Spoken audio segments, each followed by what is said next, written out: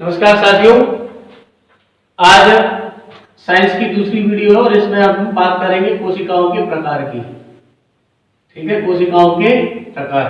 पिछली वीडियो में हमने कोशिका के सिद्धांत देख लिए। कोशिका का सिद्धांत क्या है, कोशिका का सिद्धांत किसने दिया, कोशिका की खोज किसने की, ठीक है, जीवित कोशिका में किसने की, मृत कोशिका में किसने की, और कोशिका का सिद्धांत क्या है, ये चर्चा हमने पिछली वीडियो में कर ली है। अब हम देख रहे हैं कोशिका के प्रकार। तो कोशिका के प्रकारों में हम अपने इस डायग्राम से समझे लेते हैं। ठीक, तो एक कोशिका है प्रोकैरियोटिक कोशिका और एक है क्या, यूकैरियोटिक कोशिका। तो जो प्रोकैरियोटिक कोशिका है ये प्रो और काय से, कैरियोटिक से बनी है। दो शब्द है इसमें, प्रो और कैरियोटिक। और इधर अगर जाएंगे तो इधर अपने पास है यू प्लस कैरियोटिक।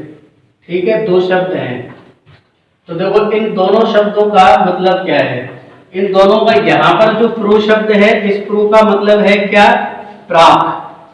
क्या, प्राक। और प्राक का मतलब होता है प्रारंभिक। और यहाँ पर जो यू है इसका मतलब है सत्य। इसका मतलब क्या है, सत्य या वास्तविक।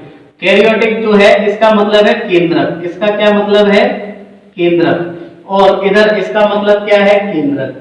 तो एक बात हमें यहाँ समझ आती है शब्द से क्या, कि जो प्रोकैरियोटिक है इसको असत्य केंद्रक वाली कोशिका कह सकते हैं, इसको सत्य केंद्रक वाली कोशिका कह सकते हैं, या फिर इसको हम प्राक कोशिका कह सकते हैं। इसको प्राक का मतलब प्रारंभिक कोशिका, और इसको हम कह सकते हैं विकसित कोशिका। ठीक है, या फिर इसको अविकसित कोशिका, इसको विकसित कोशिका। तो ये है क्या, दो कोशिकाएं, एक प्रोकैरियोटिक कोशिका और एक यूकैरियोटिक कोशिका। अब दोनों के बीच अंतर जाने इससे पहले हम वो चीजें निकाले लेते हैं जो इन दोनों के बीच समानताएं हैं। जैसे श्वसन दोनों में होगा, ठीक है, प्रजनन दोनों में होगा,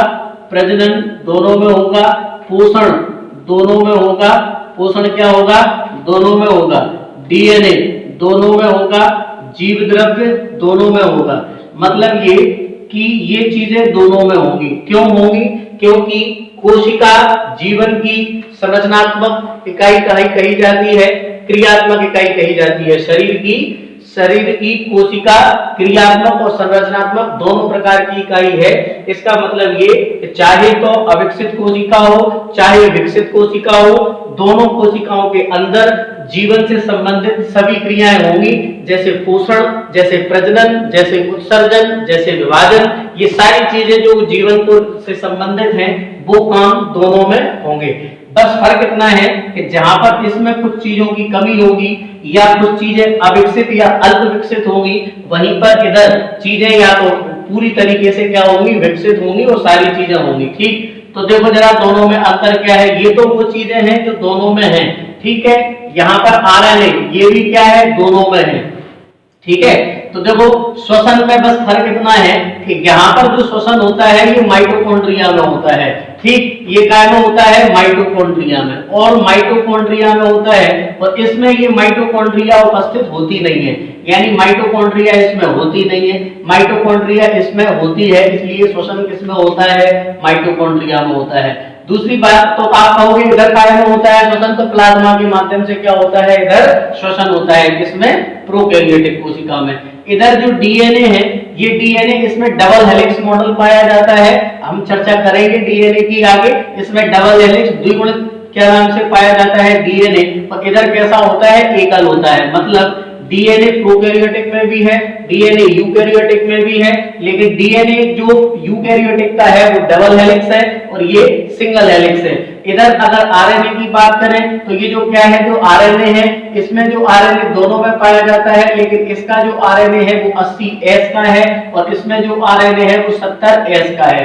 तो ये दोनों में आरएनए पाए जाते हैं। अब इन दोनों के बीच ये 70S और 80S क्या है, यहाँ पर जो S है, ये जो S है ये काय को, सेडिमेंटेशन को क्या कर रहा है, डिनोट कर रहा है, जिसको स्वेड वर्ज भी कहते हैं। क्या, स्वेड वर्ज। मैं हिंदी में लिख देता हूँ, स्वेड वर्ज। ये जो स्वेड वर्ज है, ये स्वेड वर्ज क्या है, इकाई है। यही स्वेड वर्ज के लिए डिनोट करता है ये S, ठीक है। और ये स्वेड वर्ज जो इकाई है, ये इकाई है क्या मापने की, गुणांक मापने की। क्या काय का गुणांक, अवसाद गुणांक। तो ये जो S है, ये 70S का मतलब हुआ कि 70S और 80S का मतलब क्या हुआ कि यूकैरियोटिक आरएनए जो होता है उसका अवसादन गुणांक होता है 80, और जो प्रोकैरियोटिक का है उसका अवसादन गुणांक कितना होता है 70। अब प्रश्न ये उठता है कि अवसाद गुणांक क्या है, अवसाद गुणांक क्या है? तो अवसाद गुणांक क्या होता है? आरएनए का अवसाद गुणांक निकालने के लिए अपकेंद्रीय मशीन, जिसको अल्ट्रा सेंट्रीफ्यूज भी कहते हैं, अल्ट्रा सेंट्रीफ्यूज, तो अल्ट्रा सेंट्रीफ्यूज जो मशीन है, या फिर हम कहें कि अपकेंद्रीय जो मशीन है, उस मशीन में इन आरएनए को भर दिया जाता है और फिर उस मशीन को क्या किया जाता है, घुमाया जाता है। तो 70 की रेट पर आके ये क्या हो जाते हैं, अवसादित हो जाते हैं, और ये 80 मतलब परावर्तियां घुमाया जाता है, उसको गोल गोल घुमाया जाता है। तो अवसाद का मतलब होता है, अवसाद का मतलब होता है बैठ जाना। अवसाद का मतलब क्या होता है, बैठ जाना। तो जो बैठ जाना है, मान लो आपकी ये आपके पास कोई एक कंटेनर है, इस कंटेनर में हमने आरएनए को क्या कर दिया है, भर दिया है। अब इस आरएनए को जब गोल गोल घुमाएंगे तो ये 80 की रेट पर आके नीचे इकट्ठा हो जाएगा। मान लो यहाँ पर क्या हो गया, ये इकट्ठा हो गया आरएनए 80 की रेट पर, तो हम कहेंगे कि यहाँ पर आरएनए अवसादित हो गया। यहाँ पर आरएनए अवसादित हो गया कौन सी रेट पर? अगर वो आरएनए अवसादित हुआ है 70 की रेट पर, तो हम कहेंगे प्रोकैरियोटिक कोशिका का आरएनए है। और अगर ये आरएनए 80 की रेट पर जाके नीचे इकट्ठा हुआ है, तो हम कहेंगे कि ये यूकैरियोटिक का क्या है, आरएनए है। तो कहने का मतलब ये कि आरएनए दोनों में पाए जाते हैं, आरएनए यूकैरियोटिक में भी और आरएनए प्रोकैरियोटिक में भी। अब प्रोकैरियोटिक कोशिका में क्या नहीं पाए जाते, कोशिकांग नहीं पाए जाते, ये कोशिकांग। अब इनकी डिटेल में चर्चा अपन कल करेंगे, ठीक है, अगली वीडियो में। लेकिन यहाँ पर क्या है कि इसके अंदर कोशिकांग नहीं होते और इसमें कोशिकांग पाए जाते हैं।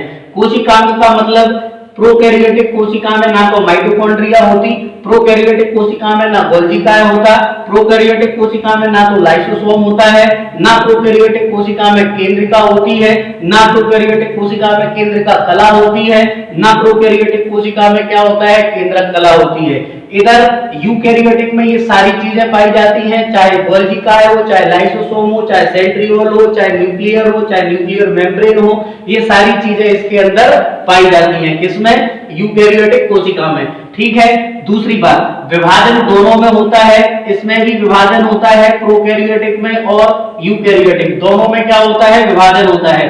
लेकिन इसमें दो प्रकार का विभाजन हमें देखने को मिल सकता है, एक समसूत्री विभाजन, ये अपन चर्चा इनकी आगे करेंगे अगले टॉपिक में कि क्या है, इसकी चर्चा आगे करेंगे। तो समसूत्री भी इसमें पाया जाता है और अर्धसूत्री विभाजन भी इसमें पाया जाता है। इधर जो विभाजन पाया जाता है, इसमें केवल एक तरीके का विभाजन होता है, वो कौन सा होता है, अर्धसूत्री विभाजन। तो हम ये अर्धसूत्री और समसूत्री को अगले टॉपिक में किसी में पढ़ेंगे। तो यहाँ पर प्रोकैरियोटिक में केवल अर्धसूत्री विभाजन पाया जाता है और इसमें अर्धसूत्री और समसूत्री दोनों प्रकार का विभाजन पाया जाता है, ठीक। अब देखो, अब प्रश्न ये उठता है कि जो प्रोकैरियोटिक सेल्स हैं ये कौन से ऑर्गेनिज्म में पाई जाती है? तो हम कहेंगे कि जो प्रोकैरियोटिक और यूकैरियोटिक सेल्स हैं, इससे निर्मित जो यूकैरियोटिक होंगे और जो प्रोकैरियोटिक होंगे, जो प्रोकैरियोटिक जीव होते हैं वो सभी जीव कैसे होते हैं, एक कोशिकीय होते हैं। मतलब प्रोकैरियोटिक जीव कैसे होंगे, एक कोशिकीय होंगे। वहीं पर अगर हम इधर यूकैरियोटिक की बात करें तो यूकैरियोटिक बहुकोशिकीय भी होंगे, बहुकोशिकीय भी होंगे, और यूकैरियोटिक कैसे होंगे, एक कोशिकीय भी होंगे। तो ये एक कोशिकीय भी होंगे और ये बहुकोशिकीय भी होंगे, ठीक है। मतलब ये कि जहां पर प्रोकैरियोटिक जीव केवल एक कोशिकीय है, वहीं पर यूकैरियोटिक जीव एक कोशिकीय भी है और बहुकोशिकीय भी है। दोनों प्रकार के जीव इसमें पाए जाते हैं। मतलब ये कि अगर ये प्रश्न एक लाइन याद रख लें हम, ये कि सभी प्रोकैरियोटिक जीव, जितने भी जीव हैं, अगर वो प्रोकैरियोटिक हैं तो ये तय है, आंखें बंद करके कह सकते हैं कि वो एक कोशिकीय होंगे। लेकिन अगर कोई जीव एक कोशिकीय है तो हम आंखें बंद करके ये नहीं कह सकते कि वो प्रोकैरियोटिक होगा। क्यों? क्योंकि एक कोशिकीय जीव यूकैरियोटिक भी हो सकता है। अब ये कैसे? तो देखो जरा, अब अगर ये पूछा जाए कि इस प्रोकैरियोटिक के अंदर एक कोशिकीय जीव कौन से हैं, तो प्रोकैरियोटिक के अंदर एक कोशिकीय जीव होते हैं बैक्टीरिया, बैक्टीरिया फेज इसके अंदर आता है, नील हरित शैवाल इसके अंदर अंदर आते हैं एक कोशिकीय प्रोकैरियोटिक के अंदर, तो एक कोशिकीय का मतलब यूनिसेल्युलर है और इसके अंदर किस वर्ग के मोनेरा। अब ये वर्ग कौन सा है इसकी चर्चा भी अपन आगे करेंगे। व्हिटेकर ने 5 नाम पद्धति दी थी, उसी पद्धति में मोनेरा के अंदर आने वाले बैक्टीरिया फेज, नीले हरित शैवाल, ठीक है, रिकेट्सिया, ये सब क्या है मोनेरा के अंदर रखे जाते हैं और ये सब यूनिसेल्युलर है यानी एक कोशिकीय है और प्रोकैरियोटिक है। और इधर अगर हम आए यूकैरियोटिक में तो इसके अंदर आता है प्रोटिस्टा वर्ग, इसके अंदर आता है क्या प्रोटिस्टा वर्ग। तो देखो जरा प्रोटिस्टा जो वर्ग है, इस प्रोटिस्टा वर्ग के जीव एक कोशिकीय कौन से हैं, अमीबा है, पैरामीशियम है, यूग्लिना है, ठीक है, तो प्लाज्मोडियम है। ये प्रोटिस्टा वर्ग के एक कोशिकीय जीव हैं, लेकिन कैसे हैं, यूकैरियोटिक हैं। तो मतलब ये हुआ कि यूकैरियोटिक में एक कोशिकीय भी हो सकते हैं, बहुकोशिकीय भी हो सकते हैं, लेकिन प्रोकैरियोटिक में केवल और केवल एक कोशिकीय होंगे। ठीक, अब एक बात और, ये जो डीएनए है, इस डीएनए को मैंने कहा कि यहाँ पर डबल हेलिक्स है और यहाँ पर सिंगल हेलिक्स है, लेकिन यहाँ पर ये है कि इसमें एक प्रोटीन क्या होता है कि अगर हम अंदर गुणसूत्रों में पढ़ेंगे, ये कोशिका है, इस कोशिका के अंदर ये क्या है, जीव द्रव्य बिखरा हुआ है। इस जीव द्रव्य में इस तरीके की कुछ संरचनाएं होती हैं एक दूसरे के ऊपर बिखरी हुई धागे जैसी, जिसको क्रोमेटिड धागे कहते हैं। इन धागों में अगर एक प्रोटीन है, कौन सी, हिस्टोन प्रोटीन, अगर ये हिस्टोन प्रोटीन है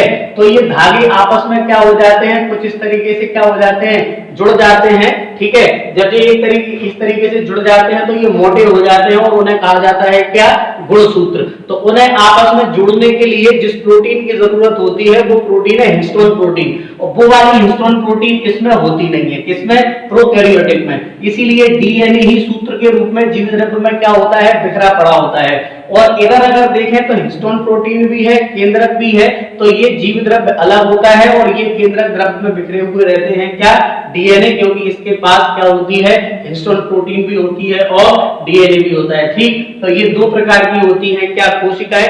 बाकी चर्चा हम करेंगे कल।